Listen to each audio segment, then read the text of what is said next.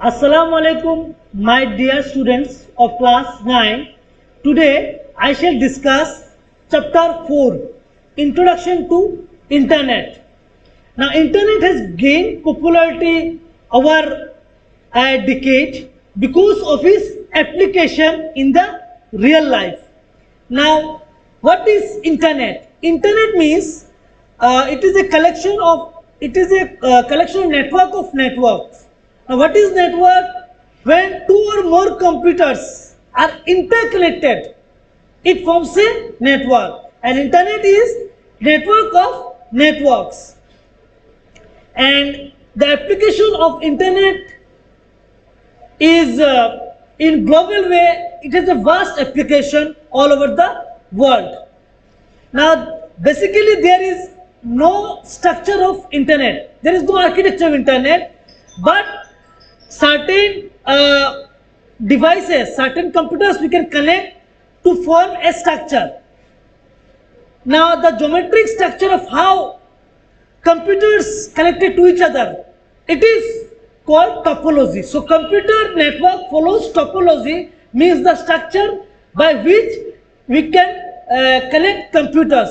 So, there are basically five types of topologies for forming a computer network.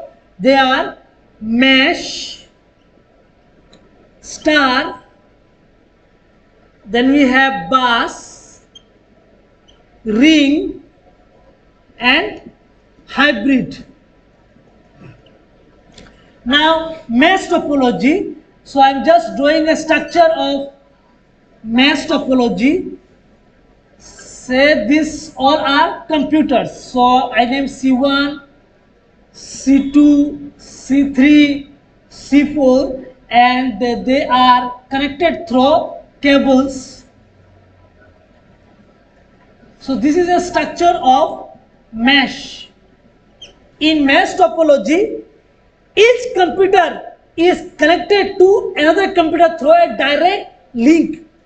So, or you can say C1 is connected to C2 directly, C1 is connected to C4 directly, C3 is connected to C2 directly. So, it will in mesh topology, each computer is connected directly to another computer. Now, what are the advantages of mesh topology? The advantage of mesh topology is that failure of one link does not affect the network. Now say this, if this link fails, still then a network connection can take place. So these are advantage of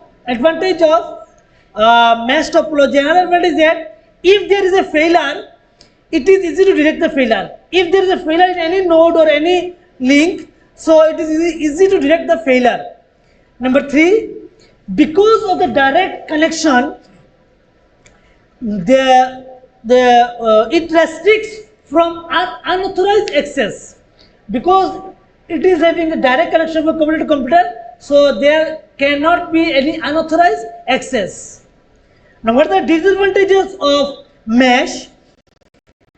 You can see here a large number of wires. In mesh, the numbers of wires of communication channel required is more than any other topology. You can see here. So this is one disadvantage of mesh. Another disadvantage is that for a large mesh network, the number of input-output ports will increase. Another disadvantage of mesh is that the addition of new node or computer is little bit difficult in case of mesh topology. Now next, star topology. The star topology forms a star structure. So star topology is like this. There will be a central device. There will be a central device, and all the nodes or computers are connected to the central device. So this is the structure of star topology. You can see here all the computers. In earlier case, you have seen that the computers are interconnected to each other. Here, there is no direct connection from one computer to another. Rather, the computers are connected to a central device. That central device can be a router, can be a switch, or it can be a hub. So this is a this is a different structure, star. So what are the advantages of star? If you compare with mesh, in star, less number of cables or communication devices are required, and it is less expensive also, and it is easier to install, and new computers can be added directly.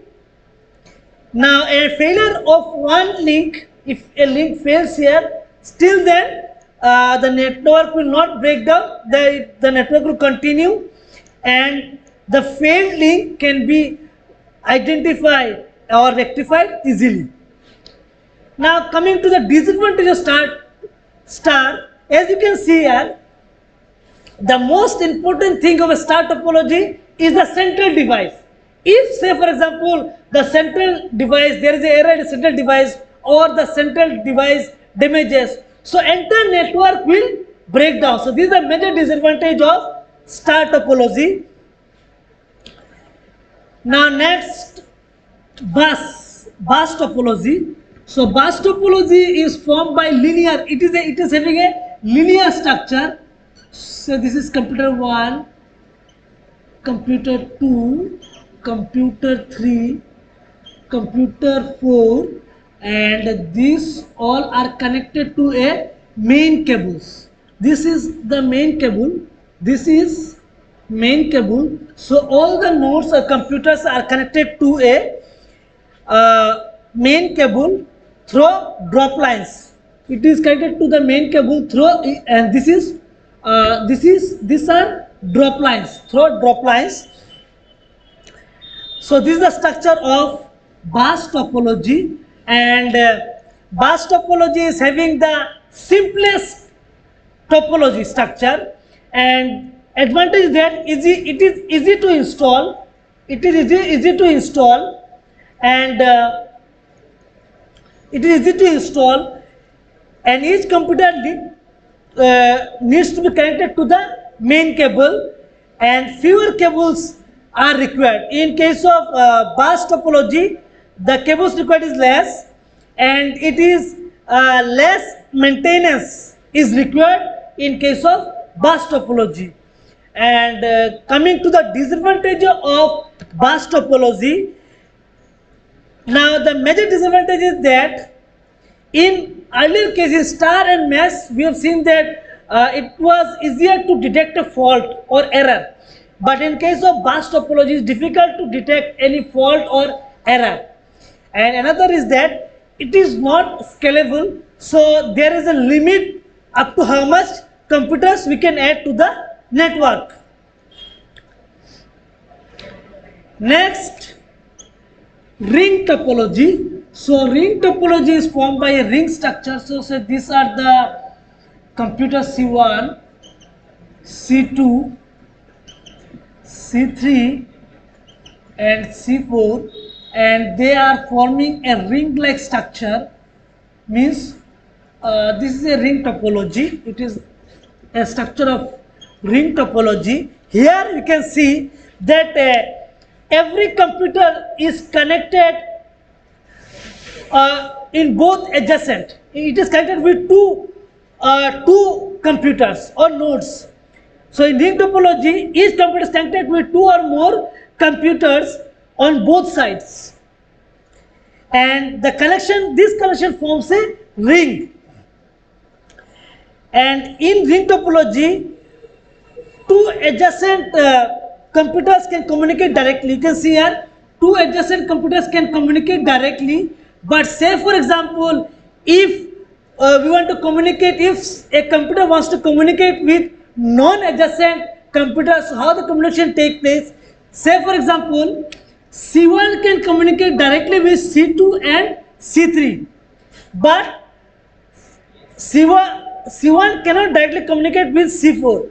So for having a communication with C4, C1 has to communicate via C2 or via C3.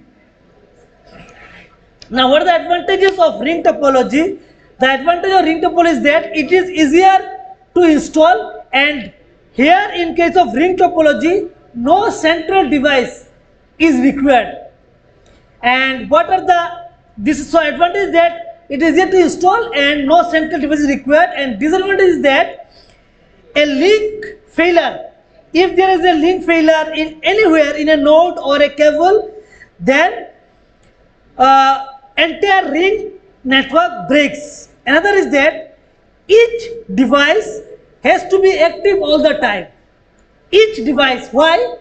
Say for example, if C1 is not active, now if say C2 is not active, now C1 wants to communicate with C4, it cannot communicate because C1 can communicate with C4 via C2. So here each and every computer or device should be active all the time.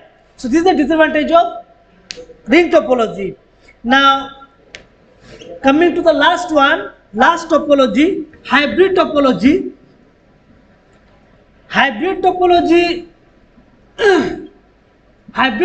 there is no basic structure of hybrid topology. Why? Because hybrid topology is formed by a combination of two or more topologies. Now say for example, mesh topology and star topology can combine and form a hybrid topology.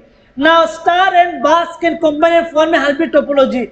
Bus or ring can combine and form a hybrid topology, because hybrid topology is a combination of two or more topologies. So basically there is the advantage and disadvantage of hybrid topology, there are, but basically it's not described because it is a combination of certain two or more topologies. Now coming to the next part, so what is client and server? This word we have occasionally heard, the word client and server. So what is client and what is server? So before starting that, I am telling that both client and server both are computers. Both client and server both are computers. And a client machine and a server machine can be differentiated based on their use and behavior. And a computer can be, a same computer can be made behave like a client, or it can be made behave like a server also. And normally a client computer has low storage capacity than server. Now coming to what is client and server, I will just give an example. Suppose you or me is sitting in this computer and I am accessing internet.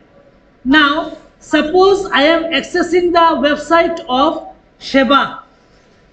I am accessing the website of Sheba.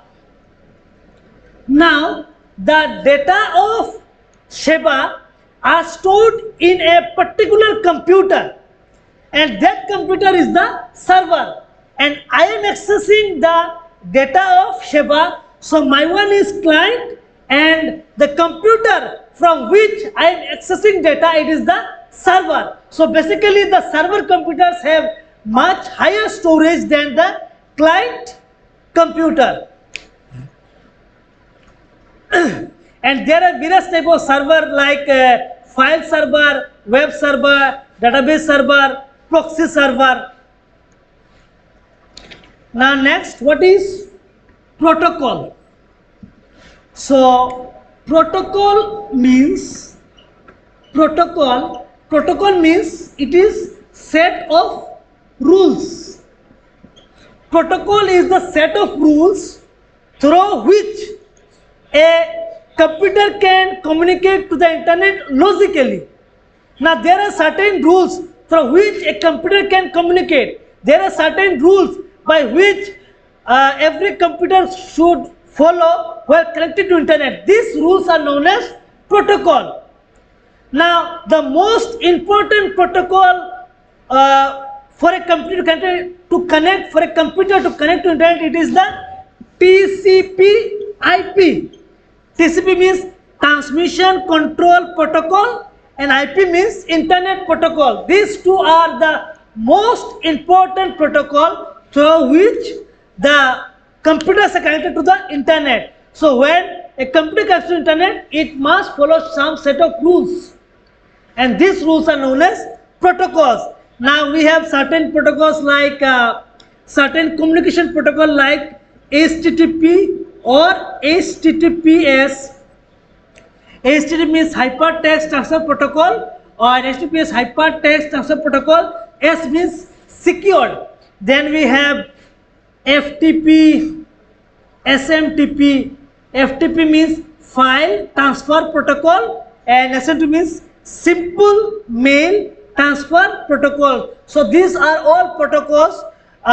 These are required by the computer when connected to internet. Now, when a computer is connected to internet, it follows first TCP/IP, then HTTP, because HTTP is a communication protocol. Then FTP, while uploading or downloading a file, the computer follows the file transfer protocol. Now SMTP is basically used in instant messaging or emails. The simple SMTP, simple mail transfer protocol, is used. Now next, what is the history of internet? So how internet came into existence? So history of internet. So when we discuss about history of internet, the first word, the particular word it comes, it is ARPANET. ARPANET, it means Advanced Research Project Agency, and net means network. Advanced Research Project Agency Network.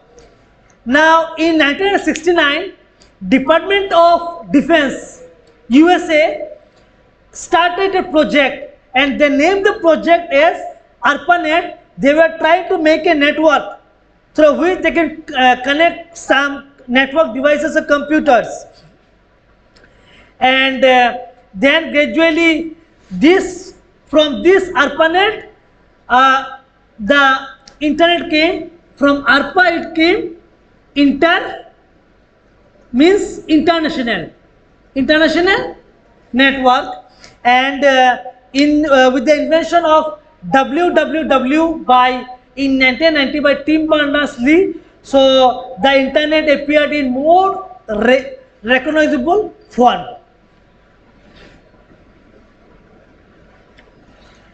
Next, internet connection. Now internet connection refers to the link of a device to the internet. Now an internet connection is provided by ISP. ISP means Internet Service Provider. Now what is ISP? ISP are the companies through which, with the help of which you can connect to internet. Example, BSNL, Jio, Airtel, Vodafone. So these all are the name of some ISPs. ISPs means what? With the through which we can connect to the internet. And basically there are two types of internet connections there. One is wired, another is wireless. Wired means what? There is a physical connection. There is a physical connection in between the computer and the network devices. And wireless means what? There is no physical connection between the computer and the devices. Now, in case of wired internet connection, three types of cable are used. They are twisted pair cable, twisted pair coaxial cable, and we have optical fiber cable. Optical fiber cable. So these are the three types of cables which are used in internet, and for connected to internet with the help of wired connection.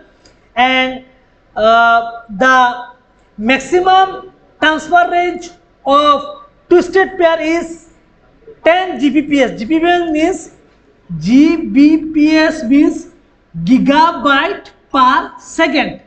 So it can transfer maximum of 10 gigabyte per second. Twisted pair coaxial cable 100 Mbps and optical fiber more than 100 Gbps. So if you compare the transfer rate, optical fiber cable is having the highest transfer rate. Next is twisted pair and then the coaxial cable. And the range, the maximum range, the twisted pair is having 100 meter, coaxial cable is having 500 meter, and optical fiber cable is having 2 km or more. Now there are certain type of wired interconnection. Number one is the dial-up connection. The dial-up connection which was used earlier, it is connect directly. The internet is connected via the telephone lines is connected to the computer. Then we have the DSL, digital subscriber line.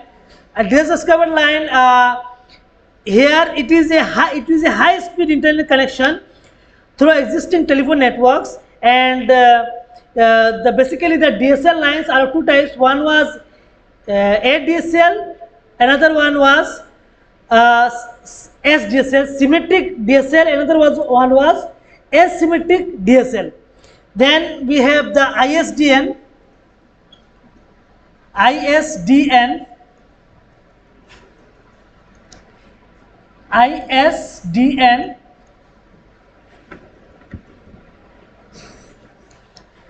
integrated service digital network, and it is a direct transmission system which is used to transmit both voice and data over the telephone lines. And basically the ISDN is faster than the dial-up and the DSL. Then we have the cable connection. The cable connection was basically the broadband connection. And it was having cable internet access in the form of broadband internet access that uses the same infrastructure as we are having the cable television.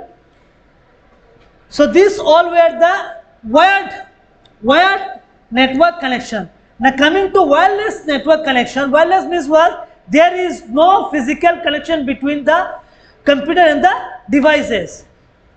Number one is the satellite connection.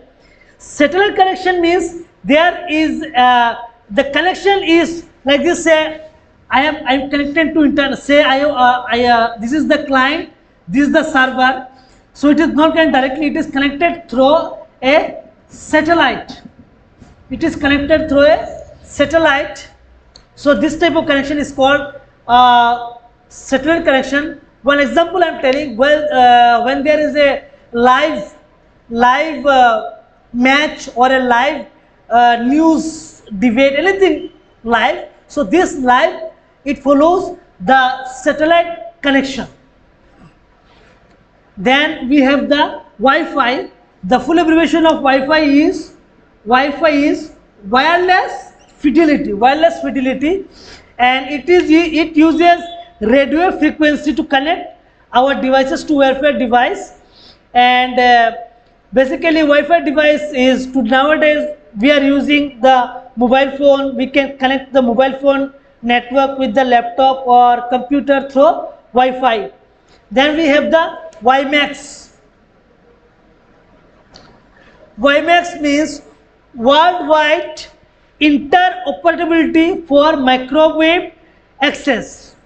Worldwide interoperability for microwave access, WiMAX, and it is WiMAX internet service is also known as 4G.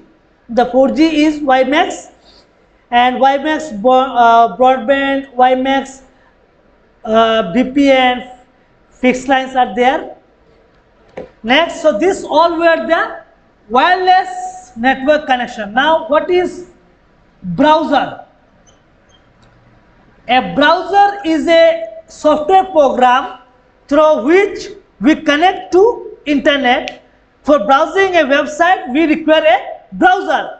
Now example of browser is Google Chrome, Mozilla Firefox, Safari. These are all example of browser. Means what? If you browser are software programs, so if these programs are not installed in your computer, you cannot access internet. So we for connecting to internet, we require a web browser. And next, what is www? www means World Wide Web, and it was developed by Tim Berners-Lee in 1990. And www is a network of server computers accessible through internet connections. Before in the domain name, in any domain name, in website domain name, starting we have www. So www consists server of servers, means it consists of collection of servers, and all these are interconnected to this www. Now what is website? Website are collection of web pages, one or more web pages, and which can contain audio, video, text or graphics like image. And website, many web pages collected form a website. Next, what is URL? The full version of URL is Uniform Resource Locator. So Uniform Resource Locator is used to locate for the information on the www. URL is one of the key components of internet. Is the mechanism by which a web browser retrieves a web resource on the internet. Next, what is search engine? Search engine are the website through which we search for any information on the internet. And basically the search engine, when we search for anything, it gives a result. Result means it gives a link of website based on ranking. Ranking means based on some rules. And search engine, we basically use search in our day-to-day life, because if you do not know if you want to get information about anything, we directly search. The best search engine is Google. There are the search engine also. The best search engine is Google is a search engine, then Wikipedia, then Khoj, then Excite. These are all the name of some search engine. And the search engine has three functions: crawl, index and rank. Crawling is the discovering process in which search engine discover web page, and indexing is the process of storing information on the search in database. And ranking means what? When a user search for some data on a search engine, now the search engine displays the result based on some ranking, that which information should come first. Then what is email? Email means, the full abbreviation email is electronic mail. So it is the way by which we can send a message to any other person in any geographical area. And it takes basically, earlier when you used to send a letter or any message, suppose a letter, so it took days to reach the destination. Nowadays, with the help of email, we can send a message within fraction of second.